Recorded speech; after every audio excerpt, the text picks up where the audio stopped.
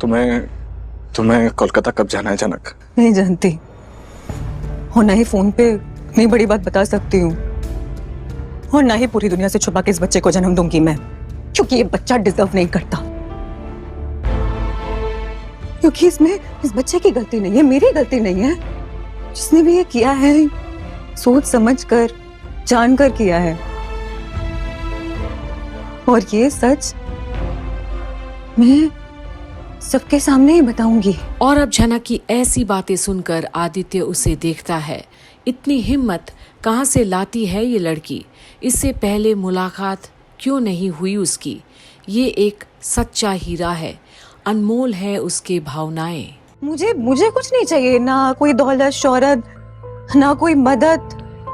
मुझे अपने लिए कुछ नहीं चाहिए, मुझे बस इस बच्चे के लिए चाहिए प्यार, सम्मान, उसके पिता का नाम,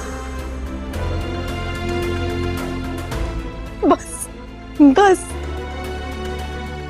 तो तुम एकदम सही हो अपनी जगह पे, लेकिन क्या तुम्हें लगता है कि वो इस बच्चे को अपनाएगा? और अब ये जो सवाल किया है आदित्य ने, ये सुनकर तो झनक को भी पता है कि जवाब तो नहीं है इस वक्त उसके पास, पर हाँ, वो अपनाएंगे, उन्हें अपनाना होगा। और अगर उन्हें इस बच्चे को ठुकराया तो मैं लड़ूंगी, आखिरी सांस तक लड़ूंगी।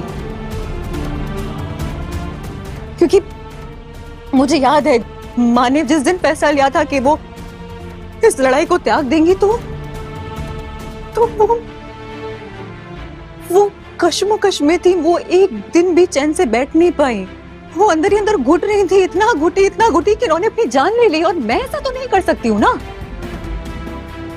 ये मेरा बच्चा है और मैं अपने बच्चे को छोड़कर नहीं जा सकती, मैं अपनी जान नहीं दे सकती हूँ। और अब आदित्य भी रुआसा है झनक की आंखों में इतना दर्द देखकर।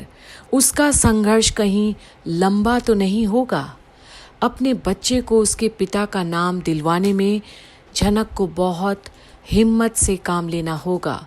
सब समझ रहा है वो। इसलिए पहले ही दिन मैं उसे सब सच बता दूंगी, उसे कोई कंफ्यूजन में जीने नहीं दूंगी।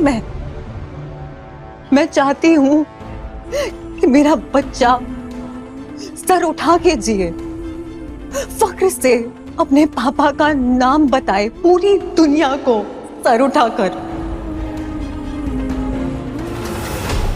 आप ये सोच रहे होंगे ना कि मैं कैसी लड़की हूँ, या अनाप शनाप बोलती रहे। मैं सॉरी।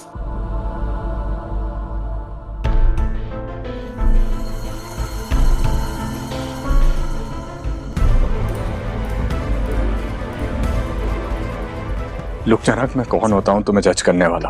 और आज पहली बार झनक आदित्य को इतने करीब से पहचानी है।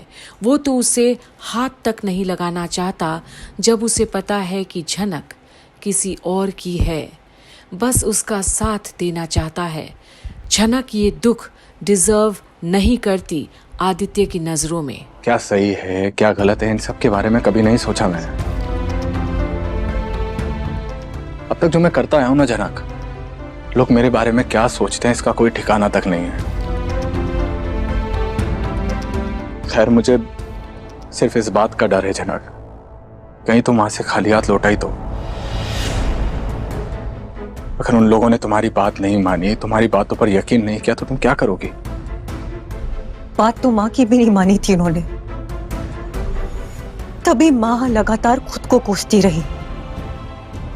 दुनिया वालों ने उन्हें जिल्लत दी, धुतकारा, कोसा, लेकिन मैंने अपनी जिंदगी से सीखा है, चाहे कुछ भी हो जाए, कोई भी, मतलब कोई भी मेरे बच्चे को बेइज्जत नहीं कर सकता। और ये दृढ़ता देखकर झनक की आदित्य भी हैरान है। कैसे एक शेरनी की तरह आज दहाड़ रही है झनक। वो तो बिल्कुल नहीं छोड़ेगी अपने बच्चे को हक और पिता का नाम दिलाने में। और अगर मुझे आखिरी सांस तक ही क्यों ना लड़ना पड़े, लेकिन मैं अपने बच्चे को वो हक दिलवा के रहूंगी। और ये मेरा वादा है खुद से। ऑल द बेस्ट जनक। तुम ऑनेस्ट हो, इंटेलिजेंट हो। आई नो तुम जो भी करोगी ना सही करोगी। तुम कभी कुछ गलत नहीं कर सकती। मैं जानती हूँ ये लड़ाई आसान नहीं होगी मेरे लिए, और मैं तैयार हूँ, इस बच्चे के लिए तैयार हूँ। जनक, सही वक्त पर सही लड़ाई लड़ने को ही हिम्मत कहते हैं, और मैं इसीलिए तुम्हारी इतनी रिस्पेक्ट करता हूँ। हिम्मत तो दिखानी होगी, क्योंकि ये लड़ाई मेरे बच्चे की हक की लड़ाई है। और अब झनक समझौता तो नहीं करने वाली, ना समय से और ना ही हालातों से। और सबसे पहले मुझे इस बच्चे के बाप को सब सच बताना होगा। मैं जानती हूँ कि वो ऐसे इंसान नहीं है, वो मेरे साथ बच्चे के साथ गलत नहीं करेंगे, लेकिन एक पल के लिए भी अगर उन्होंने ये सच ठुकराया, इस बच्चे को अपनाने से मना किया, तो मुझे पता है कि मुझे क्या रास्ता अपनाना है, क्योंकि ये हक तो मैं देकर रहूंगी, भले ये हक मुझे उनसे छीनना ही क्यों ना पड़े। अगर तुम्हें कभी भी किसी चीज की जरूरत पड़े Janak, just call me, I will be there for you.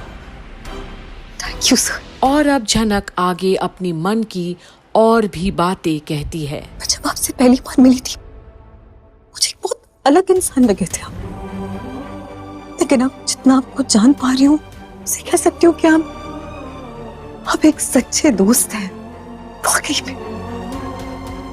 नहीं जनक, तुम पूरी तरह से गलत भी नहीं हो। पहले वैसा था मैं शुरू में, लेकिन जब मैं तुमसे मिला ना, तो मुझे समझ आया कि कितनी गलत जिंदगी जी रहा था मैं। ना जाने क्यों अंधेरे में जी रहा था मैं, लेकिन तुमसे मिलने के बाद एहसास हुआ कि मुझे खुद को बदलना चाहिए। फिर रोशनी की तरफ बढ़ने लगा, पहले से बेहतर इंसान बनने की कोशिश करने लगा। और कसम से जनक, तुम्हारे जैसी लड़की मैंने आज तक नहीं देखी। और अगर अपने दिल की बात कहूं ना जनक, तो जो एक बार तुमसे मिल लेगा ना, उसे किसी और लड़की में कभी कोई दिलचस्पी नहीं होगी। खैर, मैं हर कदम पर तुम्हारे साथ हूं, ऑलवेज। और अब ये वादा रहा आदित्य का झनक से, एक दोस्त का एक नई दोस्ती के नाते, क्योंकि आज आदित्य कपूर अपने आप में भी एक बदला हुआ इंसान देखता है। झनक की बातों ने उसके दिल को छुआ है। किसी भी लड़की के साथ प्यार करके ऐसे ही नहीं छोड़ना चाहिए। लड़कियां खिलौना नहीं होती, ये आदित्य आज समझ गया है, और झनक के प्रति आज उसके मन में और भी सम्मान पैदा हो गया है। अब आगे क्या होता है, जब अनी को ये खबर देगी झनक, क्योंकि झनक के कई दुश्मन बैठे हैं उस महल में, जिनके दिल उतना साफ तो नहीं है। बात ऐसी है सर जी कि मैं आपके बच्चे की माँ बनने वाली हूँ।